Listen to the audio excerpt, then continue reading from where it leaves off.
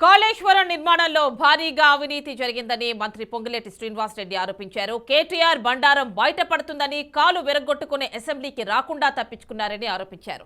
భద్రాద్రి కొత్తగూడెం జిల్లా దమ్మపేటలోని మల్లారం రోడ్లో అశ్వారావుపేట నియోజకవర్గ కాంగ్రెస్ పార్టీ ముఖ్య నాయకుల కార్యకర్తల సమావేశంలో పాల్గొన్నారు. బీఆర్ఎస్ ప్రభుత్వ తీరును తప్పుబట్టారు.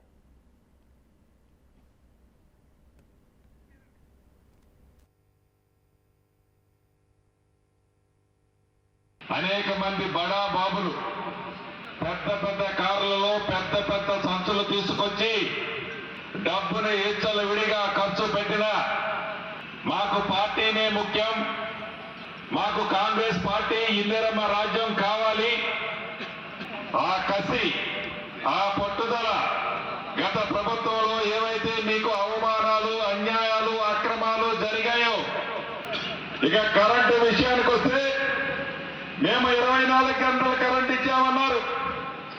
మరి మీరు 24 గంటల కరెంట్ ఇచ్చినప్పుడు సబ్స్టేషన్లోని లాగు బుక్కులు ఎందుకు దాచారు అంటే సమాధానం లే.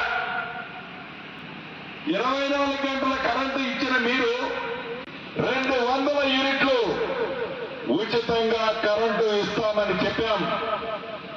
ఈనాడు ఆ కార్యక్రమాన్ని నిన్న లేదు మొన్న దాన్ని కూడా అమలు చేసుకున్నాం. వచ్చే నెల నుంచి 200 లోపు యూనిట్లు ఎవరైతే ఖర్చు పెడుతున్నారో వాడుతున్నారో వాళ్ళెవ్వరూ కూడా రూపాయి బిల్లు కట్టనవసరం లేదు. అనేక మంది